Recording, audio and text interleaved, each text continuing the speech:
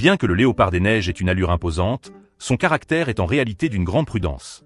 Lorsqu'il arrive dans un nouvel environnement, il commence toujours par observer les alentours. Au moindre signe d'anomalie, il préfère battre en retraite. Parfois, un simple jouet en forme de citrouille suffit à le faire bondir de peur. Et en jouant avec un lapin, il lui arrive même d'être effrayé par ses propres mouvements.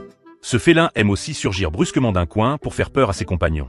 Mais lorsque ceux-ci, habitués à ses tours, ne sursautent plus, le léopard des neiges rentre chez lui un peu vexé et donne de petits coups de patte à ses amis, comme pour leur demander pourquoi ils n'ont pas eu peur. Ses camarades, agacés mais impuissants, n'ont d'autre choix que de le laisser faire.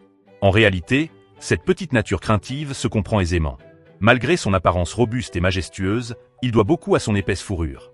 Certains se demandent peut-être, s'il manque d'assurance, au moins pourrait-il rugir comme le tigre, non? Eh bien, il semble que tous ses talents soient concentrés dans sa grande queue soyeuse.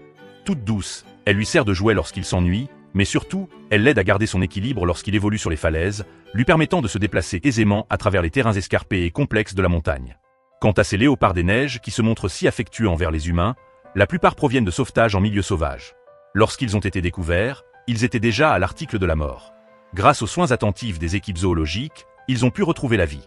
Cependant, ceux qui restent au zoo ne peuvent plus survivre seuls. Certains ont le dos brisé après une chute, d'autres souffrent de troubles cardiaques, et quelques-uns n'ont même plus la force de croquer un lapin. Ces léopards des neiges finissent donc par travailler au zoo, en quelque sorte, pour rembourser leurs frais médicaux.